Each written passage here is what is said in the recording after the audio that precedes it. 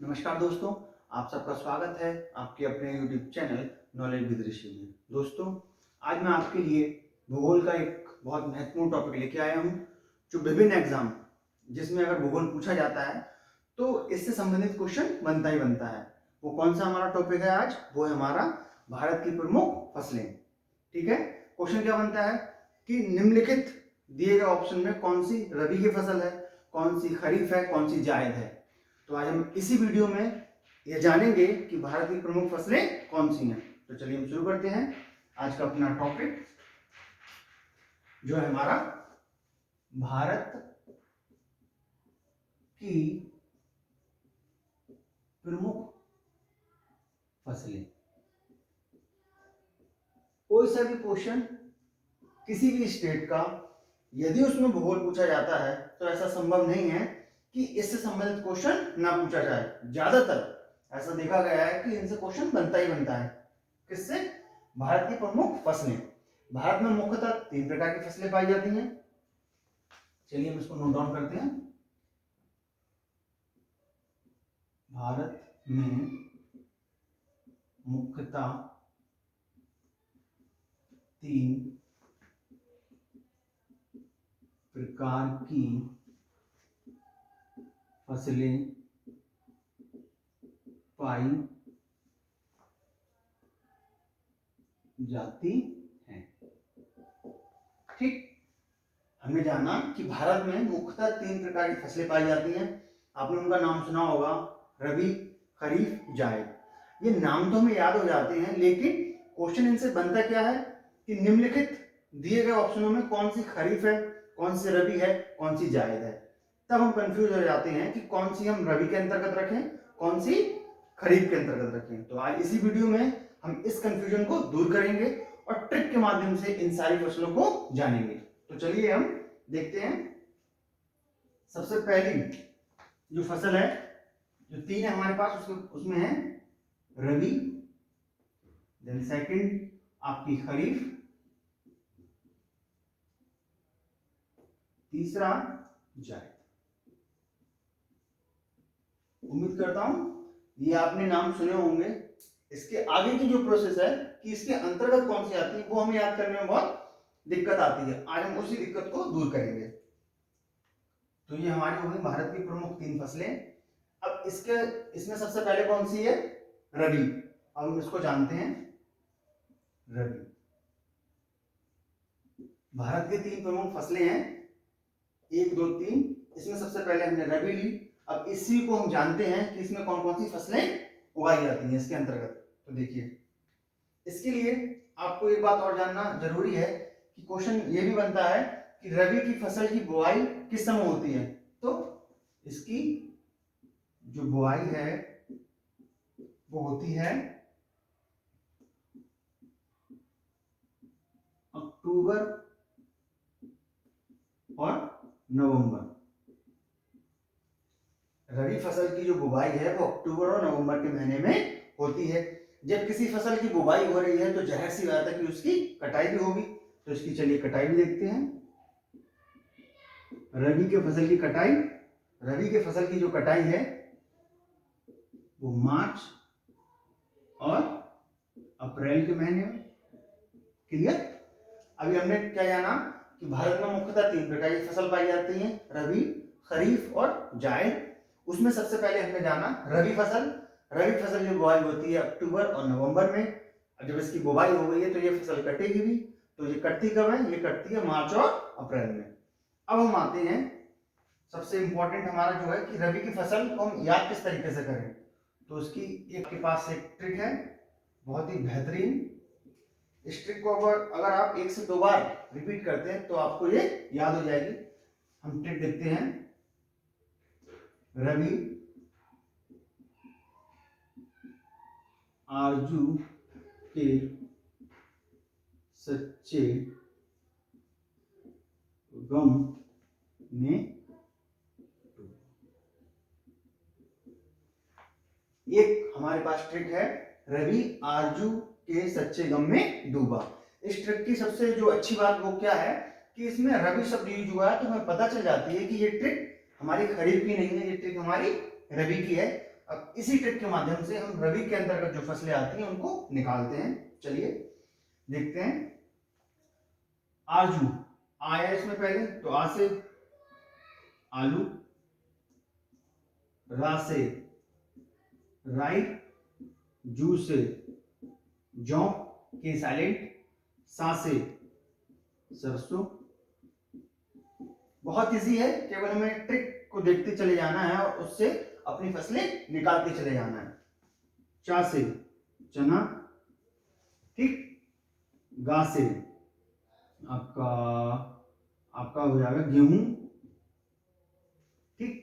आपका मां से मटर, क्लियर। और मां से ये मूंगफली।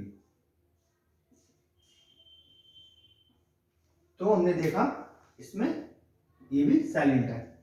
हमने देखा कि हमारे रवि आरजू के सच्चे गम में डूबा जो रवि की ट्रिक है उससे कितनी फसलें निकल के आई?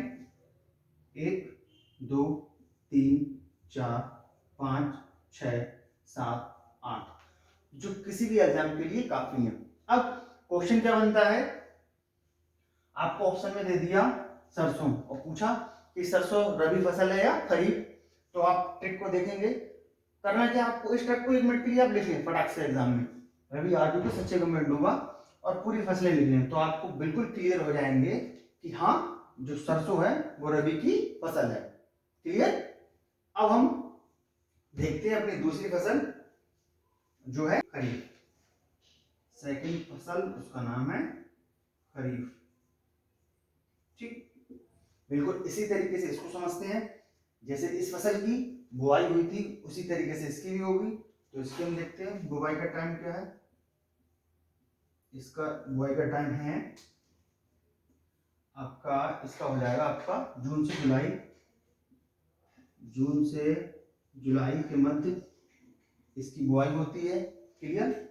जब इसकी बुआई हो रही है तो इसकी कटाई भी होगी। कटाई का टाइम, कटाई इसकी होती है अक्टूबर और नवंबर में, अक्टूबर और नवंबर में, ठीक। खरीफ की फसल की बुआई मई से जून, जून से जुलाई और कटाई अक्टूबर से नवंबर में। क्वेश्चन क्या बनता है कि खरीफ की फसल की बुआई का समय ऑप्शन में आपको दिया होगा जून से जुलाई, तो आपका वो ऑप्शन ठीक होगा। क्लियर। इसी तरीके से अगर कटाई पूछता है तो कटाई इसकी अक्टूबर से नवंबर। हमने इसकी बुआई और कटाई के बारे में जान लिया। अब इसी तरीके से हम इसको भी जानते हैं कि खरीफ की फसल की क्या ट्रिक है। इसकी एक ट्रिक है हमारे पास जो बहुत बेहतरीन ट्रिक है, इसके माध्यम से भी आप सारी खरीफ की फसल निकाल सकते हैं। देखिए खरीफ की अम्मा गधा बजाती,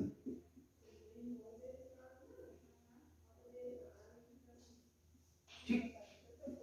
ये हमारी ट्रिक है खरीफ। इसी ट्रिक के माध्यम से हम खरीफ के अंतर्गत जितनी भी फसल आती है बहुत आसानी से निकाल सकते हैं। चलिए देखिए किस तरीके से। आ से अरहर, मां से मक्का, गा से गन्ना, धा से धान।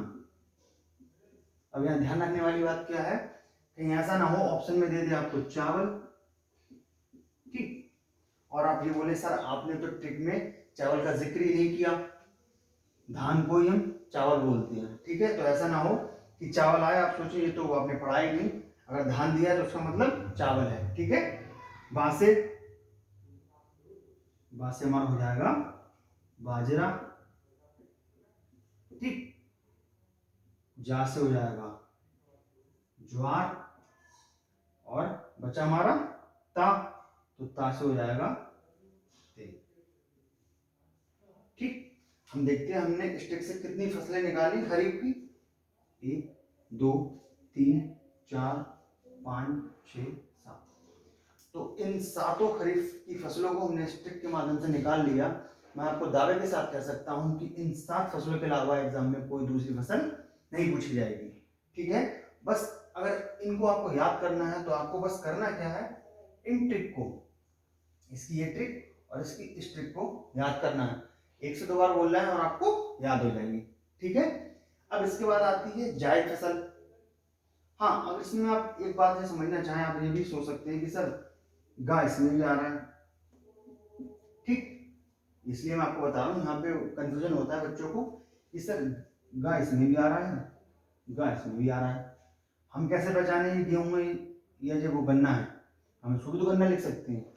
तो इसके लिए आप क्या पकड़े यहाँ पे, यहाँ गा बिना किसी मात्रा के है, ठीक है, इसमें ना कोई मात्रा ऊपर है नीचे है, ना कोई अंकी बिंदी है, तो इसका मतलब ये कौन सा है, गेहूं, ठीक है। इस पे अंकी बिंदी है मतलब आधा ना है, ऐसा समझ लिया आप, तो ये गन्ना हो गया, ठीक है।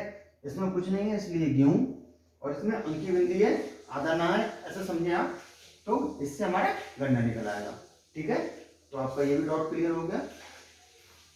अब हमने रबी जान लिया, हमने खरीफ जान ली, हमारे पास बचती है जायद। तो चलिए हम जायद को जानते हैं, इसको आप नोट डाउन कर लें।